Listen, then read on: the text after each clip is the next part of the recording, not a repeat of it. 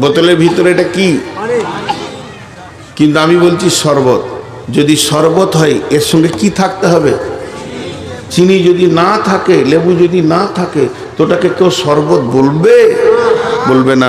তো যে রোজাতে ওই দুটি জিনিস নাই, ঈমান আর ইহতিসাব, ওটা রোজা লয়, ওটা উপোস। ঈমান আর ইহতিসাব থাকতে হবে। এবার ঈমানটা কেমন? রোজা রাখছি আমার গুনাহ মাফ হবে, আমি রোজা রাখছি আমার গুনাহ মাফ হবে না, হবেই, এর নাম ঈমান।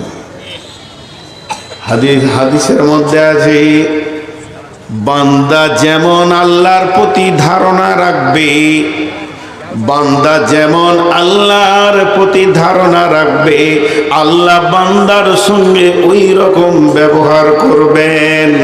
অতএব বন্ধুরে, আপনার আমার ঈমান যদি 100% থাকে, তাহলে আপনার আমার রব আপনার আমার জীবনের গুনাহকে মাফ করবেনই করবে।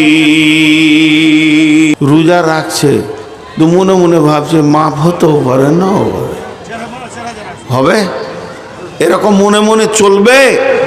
আপনারা ধ্যান দেন আমার কথাগুলোতে, চলবে না। একটা উদাহরণ দিই, হাত তুলে দোয়া বিদআত। বড় বড় আলেমরা বলছে, ভাই আমি ফতোয়া দিচ্ছি না, ফতোয়া দেওয়ার মতো আমার ইলম নাই, উদাহরণ দিচ্ছি। মনে করেন বলে বলছি যে রমজান মাসে আপনাদের ইমাম সাহেব তারাবি শেষ হয়ে গেল আজকে, তো বলছি চলেন একবার দোয়া করি সবাই, আল্লাহর কাছে কাঁদি। 21 রোজা চলছে, তো ইমাম সাহেব দোয়া করছে, এই আল্লাহ তুমি আমাদেরকে মাফ করে দাও, গুনাহ করেছি মাফ করে দাও। ঈদগাহের ময়দানে হাত তুলে দোয়া করছি, মাবুদ তুমি আমাদেরকে ক্ষমা করে দাও, মাফ করে দাও। জেনা করেছি মাফ করে দাও, চুরি করেছি মাফ করে দাও। মাবুদ কত মিথ্যা কথা বলেছি, তুমি আমাদেরকে মাফ করে দাও। অঝোর নইলে ঈমান, ইমাম কাঁদছেন। মুক্তাদিদের ভিতরে মুয়াজ্জিন টুকরে টুকরে কাঁদছেন, বলছে আল্লাহ বেশক পাপগুলো করেছি মাফ করে দাও। এর ভিতরে হাজি সাহেব কাঁদছেন, গাজী সাহেব কাঁদছেন, গায়ের মাস্টার সেও বলছে মাবুদ বেশক অনেক গুনাহ করেছি, তোমার নবী বলেছেন রোজাতে গুনাহ মাফ হবে, এই আল্লাহ তুমি মাফ করে দাও, এই মাফ করে দাও। অঝোর নয়নে সবাই কাঁদছে। এরই ভিতরে আমার মতো এক বেঈমান বসে আছে, খালি অলসতার সঙ্গে বলছে আমিন আমিন আমিন, অলসতার সঙ্গে বলছে, আর মনের ভিতরে বলছে মাফ হতেও পারে না পারে। আল্লাহ বলছে এটা চলবে না, বিশ্ব নবী বলছে চলবে না।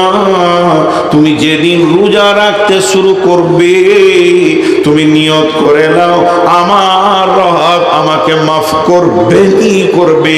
হযরত ওমর বলছেন, আসমান থেকে যদি এলান হয় সারা পৃথিবীর মানুষ জান্নাত চলে যাবে, একজন জাহান্নামে যাবে, তাহলে আমি ওমর সেই জাহান্নামীটা। কারণ কোরআন বলছেন ইন্না বাতশা রাব্বিকা লাশাদীদ, আল্লাহর পাকড় বড় মজবুত। আবার কোরআন বলছে, হযরত ওমর বলছে আসমান থেকে যদি এলান হয় সারা বিশ্ব জাহান্নামে চলে যাবে, একজন জান্নাতে যাবে, তাহলে আমিও তখনও বলবো আমি সেই ওমর জান্নাতি। কেন? আমার আল্লাহ বলেছেন লা তাকনাতু মির রাহমাতিল্লাহ, হে ওমর, হে আল্লাহ বলছে হে আমার গোলাম, আমার রহমত থেকে নিজেকে বঞ্চিত করিও না। তার মানে হচ্ছে আমার রব এত বড় মাফ করনে ওয়ালা। একটা লোক পাপ করতে করতে যদি আসমান জমিনকে ভরে দেয়, জায়গা না থাকে, পাহাড় পাহাড় পরিমাণ পাপ করে, তারপরেও যদি চোখের পানিতে রবের কাছে মাফ চায়, তাহলে আল্লাহ তাকে মাফ করে দেবেন।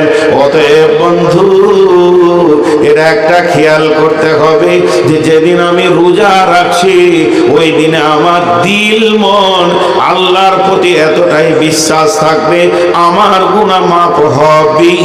এর নাম হলো ঈমান।